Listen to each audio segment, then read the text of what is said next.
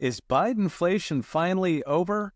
Last week I mentioned Donald Trump's first inflation report came in at just 2.4% annualized, down from 5.7% in Joe Biden's last read, which is one heck of a move in a single month. It could be even bigger. A new report says real-time inflation is now just 1.35% per year.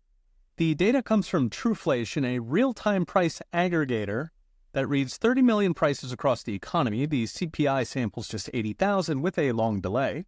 The first question is, how accurate is Truflation? Since they started in 2021, they've tracked very closely to CPI, typically with 99% correlation. The one time they were way off official CPI was the height of Bidenflation in 2022, when Truflation reported 13.5% inflation, but CPI said it was only 8.5%.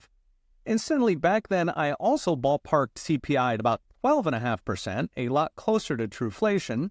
Reason being, government numbers undercount food and massively undercount housing, with a weird step-lagged rent extrapolation instead of just like looking at house prices.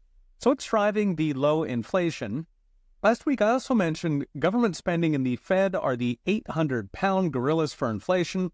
The Fed is currently deflationary between high interest rates and selling off assets. Government spending is more complicated. So DOGE cuts are not in the CPI yet because the money would have still been stuffed in NGO bank accounts, only gradually paid out the rioters or activists. In fact, federal spending is up in the last year, driven by automatic increases in Social Security and a bonus from Medicaid spending going to migrants and tax-funded gender transition surgeries. Not a joke. Instead, the deflationary impetus is apparently coming from commodities, especially oil. So since Trump took office, oil is down 14% in just 6 weeks. Energy feeds into everything from food to home building. In fact, Zillow is now forecasting house prices will rise just 1.1% in the next 12 months. That's down from 12% housing inflation these past 5 years. Beyond energy, the Goldman Index of 24 commodities from agriculture to copper is dropping by 1% per week. Now, when commodities collapse, there's two possibilities. Either a widespread expectation of falling costs, that could be red tape, taxes, operating costs, or the darker possibility that commodities expect a recession.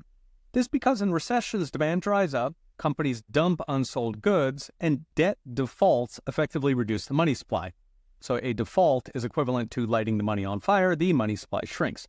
To illustrate, in the 2008 crisis, peak to trough, the Goldman Commodity Index dropped 73%, oil dropped 75%. Now, happily, we have a tiebreaker: commercial bank loans, because in good times, commercial loans boom. In recessions, they fail. In fact, since Trump took office, commercial bank loans are rising at 7% annualized, which is healthy.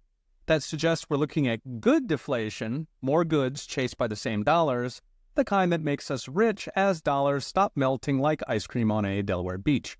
So it's next brought to you by Unchained.com. Inflation was the top voter concern in 2024, along with the border. The border is now all but sealed, and if Bidenflation really is finished, Trump will have fixed voters' two biggest concerns in 6 weeks flat. Next up being getting incomes growing again, where deportations and investment, those bank loans, take center stage. Okay, we'll be watching. See you next time.